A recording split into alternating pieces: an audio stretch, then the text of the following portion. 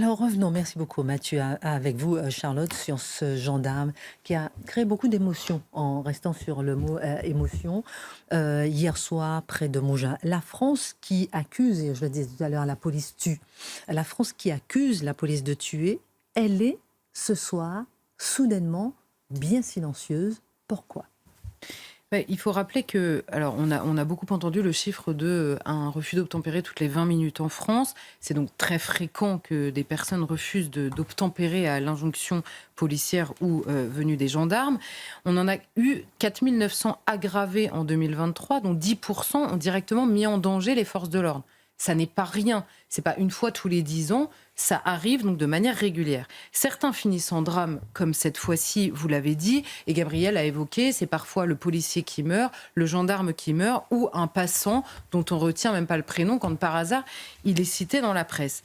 Parfois aussi, et on en entend beaucoup plus parler, c'est le conducteur qui refuse d'obtempérer qui meurt. Ça arrive aussi qu'il perde le contrôle de sa voiture, ou alors que les forces de l'ordre interviennent, comme ça a été le cas pour Naël. Or, la réaction est absolument incomparable selon la victime dans ces situations de refus d'obtempérer. C'est vrai pour ceux qui accusent la police de tuer, et vous l'avez dit, on les a très largement identifiés, on pense à Louis Boyard évidemment immédiatement, plus largement à beaucoup à la France insoumise, et même au-delà. Mais pas seulement. Pas seulement, je vais vous refaire un peu l'histoire, comment réagit la classe politique dans un cas puis dans l'autre. On a cette fois-ci, donc, à la mort de ce gendarme, une partie de la classe politique qui est toujours prompte à accuser la police en toutes circonstances, qui n'a pas traité l'information. Devant la mort d'un homme qui porte l'uniforme et qui défend le drapeau français, elle n'a pas souhaité traiter l'information, elle n'a pas souhaité dire quoi que ce soit sur la mort de cet homme. On a une autre partie de la classe politique qui, elle, a réagi sobrement.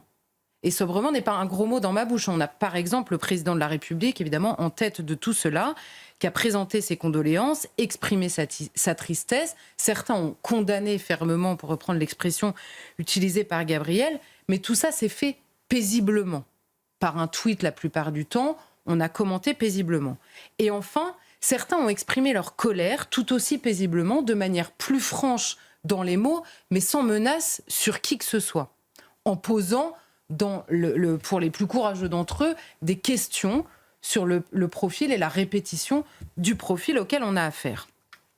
Comparons maintenant ces trois groupes, on va dire, dans la classe politique, aux réactions qui accompagnent un tir policier suivi de la mort éventuelle du conducteur, c'est-à-dire dans les mêmes circonstances, un refus d'obtempérer. Les premiers, donc, affirment que la police tue. Là, la généralisation ne pose de problème à personne, en tout cas pas à eux. La police tue. Très bien. Les seconds condamnent immédiatement le tir policier. Donc là, on a des personnes qui ont réagi extrêmement sobrement et calmement. Mais les mêmes, ils condamnent. Ils parlent immédiatement de brebis galeuses. Personne ne cherche à comprendre ce qui s'est passé. Immédiatement, il faut chasser les brebis galeuses comme s'il était évident qu'elles en étaient forcément. Elles évoquent l'intransigeance nécessaire vis-à-vis de la police. Très bien. Et les troisièmes regrettent la mort du conducteur qui est mort. On l'a vu au moment de Naël. Personne n'a célébré la mort de Naël Merzouk. Tout le monde a regretté la mort. Et réclament, dans le meilleur des cas, d'attendre l'issue de l'enquête, puisque la justice seule a tous les éléments de ce qui s'est passé au moment du refus d'obtempérer. Donc dans le premier cas, celui qui nous occupe aujourd'hui, la mort n'est pas regrettée par tous et le meurtrier n'est pas blâmé par tous. Dans le second cas, tous, donc celui par exemple de Naël Merzouk, mais tous ceux qui meurent au volant de la voiture qui refusent d'obtempérer, tous regrettent la mort et certains exigent de comprendre ce qu'il s'est passé avant de trouver un coupable.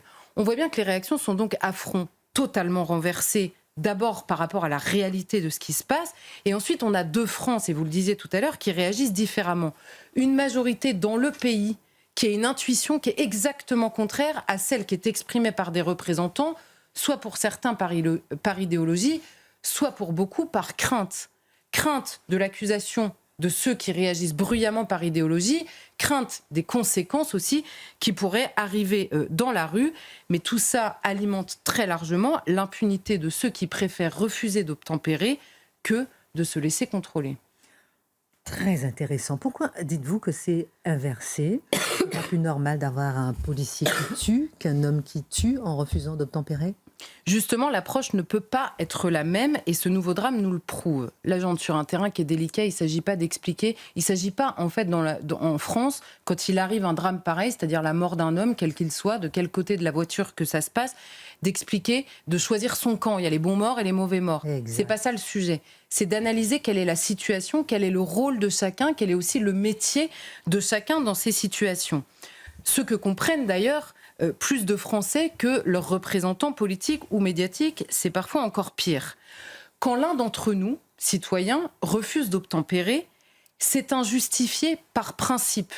Bon, sauf si, évidemment, vous avez en face de vous quelqu'un déguisé en policier qui vous menace directement de mort. Bon, ça arrive assez rarement, tout le monde en conviendra.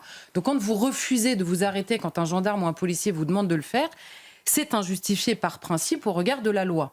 La loi exige que vous obéissiez à l'injonction. Les conséquences donc de votre refus d'obtempérer relèvent d'abord d'une faute initiale qui est la vôtre, par rapport à vos droits, vos devoirs. L'inverse n'est pas toujours vrai. Je précise, la loi accorde aux policiers et aux gendarmes le droit de porter une arme et le droit dans l'exercice de ses fonctions, parfois même le devoir, de s'en servir, soit en cas de menace pour lui-même, soit en cas de menace pour autrui.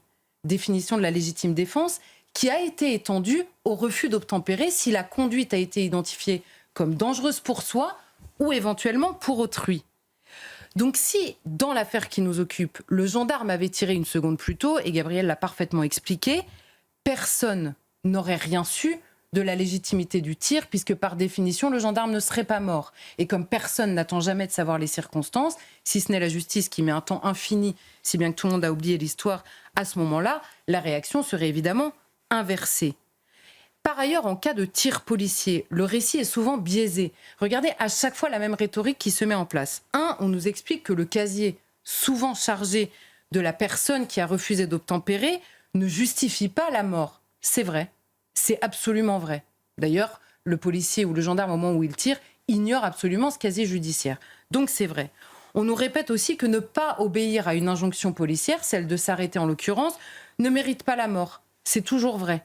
Et d'ailleurs, vous voyez, devant le nombre de refus d'obtempérer, que la police ne tire pas systématiquement, c'est le moins qu'on puisse dire.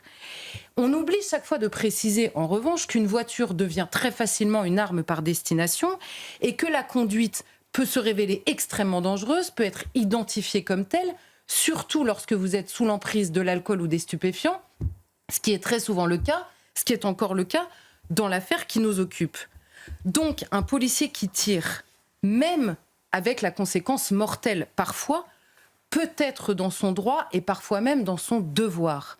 Ça ne veut pas dire que c'est bien, ça ne veut pas dire que c'est agréable, ça ne veut pas dire que c'est souhaitable, ça veut dire que c'est possible. C'est la raison pour laquelle il y a une enquête qui est déclenchée systématiquement, c'est la raison pour laquelle parfois la justice condamne et parfois la justice relaxe. Notez que dans ceux qui accusent systématiquement la police, que la justice condamne ou relaxe, on continue à demander la justice indépendamment de la décision judiciaire. Ce que ne dit pas tout ce que je viens de dire, ce n'est pas dit dans le commentaire hâtif, par exemple, du président de la République qui, avant même l'ouverture de l'enquête, nous parle d'un geste inexplicable et inexcusable. Au regard de la loi, ça n'est pas forcément vrai. Ce que ne dit pas le commentaire hâtif sur la traque des brebis galeuses, sitôt qu'un policier utilise son arme. Ce que ne dit pas l'apparition soudaine, alors que tant d'enfants meurent dans le pays, d'une minute de silence réservée. Moi, j'ai pas de problème avec la minute de silence devant la mort d'un gamin. J'ai aucun problème avec ça. Seulement, quand elle apparaît une seule fois par crainte de ce qui pourrait se passer dans la rue, le message politique est un peu compliqué. Ce que ne dit pas non plus le soutien aveugle à tel ou tel collectif qui réclame la justice sans se préoccuper des réponses que donne précisément la justice chargée de le faire. On croit ainsi acheter la paix sociale, éviter les émeutes et apaiser les colères. Le fait est que la colère demeure, les émeutes arrivent, l'impunité grandit. Catastrophe pour tous, puisque toutes ces décisions nourrissent la désobéissance et évidemment nourrissent surtout la colère des forces de l'ordre qui, finalement, on leur demande tout et le contraire de tout en permanence. Et on ne les soutient en effet que quand ils sont morts. Justement, la colère des forces de l'ordre, est-ce qu'elle est compréhensible ? Il y a une première chose, et vous savez, les forces de l'ordre parlent souvent de la question de la réponse pénale. On nous dit aujourd'hui, et on nous répète souvent, que nous avons le code pénal, un des codes pénals le plus sévère, on va dire, parmi ceux qui nous entourent. C'est vrai du code pénal, mais un code pénal sur le papier ne veut pas dire un code pénal appliqué dans les faits. Alors on a un code pénal qui prévoit par exemple 2 ans d'emprisonnement et une amende pour n'importe quel refus d'obtempérer, sans circonstances aggravantes, sans blessure, sans mort. Vous voyez dans les tribunaux, parfois avec récidive, vous avez une condamnation, jamais à 2 ans ferme, et vous savez qu'en dessous d'1 an, les peines sont systématiquement aménagées. Par ailleurs, vous avez un refus de la justice, même quand elle se prononce. Et quand arrive un drame, en effet, le soutien est aléatoire. On a LFI qui déclare sa haine très ouvertement, sans grandes conséquences dans le débat public. On peut les condamner, etc., mais ils n'en payent pas le prix à mesure de la haine qu'ils expriment et qu'ils alimentent. Et il est par ailleurs au-delà, et j'insiste, au-delà de ceux qui se contentent de dire ou qui avouent que la police tue et ça leur sert de lecture générale pour l'action de la police. Il est pervers de soutenir les forces de l'ordre lorsqu'elles meurent dans pareilles circonstances et douter a priori que leur action pour éviter leur mort est systématiquement illégitime. Parce qu'on voit que c'est, en l'occurrence, systématiquement ce qui se passe. Donc lutter contre les violences illégales de policiers est absolument nécessaire. C'est pour ça qu'une enquête est ouverte à chaque fois. Mais considérer tout usage de la violence comme illégitime par principe, par peur de ce qu'elles peuvent générer, c'est tout aussi évidemment scandaleux. Enfin, c'est scandaleux à son tour. Par ailleurs, quand arrive un cas comme celui-là, et c'est pour ça qu'il pourrait nous faire réfléchir au-delà évidemment de l'émotion et du respect absolu devant la mort de cet homme qui est gendarme et père de famille, quand arrive un cas, qui peut prétendre savoir les détails qui permettent de savoir la réaction du policier qui, par ailleurs, n'a pas 10 minutes, n'a pas 3 ans d'instruction, n'a pas 3 semaines de procès, mais a un quart de seconde pour réagir et pour savoir si oui ou non sa vie ou celle d'autrui est en danger. Donc il est normal que l'enquête soit systématique. Il est normal aussi que nous ayons la décence de ne pas la clore avant qu'elle ait lieu. Parce que la justice a le temps d'examiner les éléments. Elle a parfois d'ailleurs du mal à répondre. Je note que certains ont moins de mal à répondre qu'elle, alors qu'ils n'ont pas précisément ni le temps ni les éléments.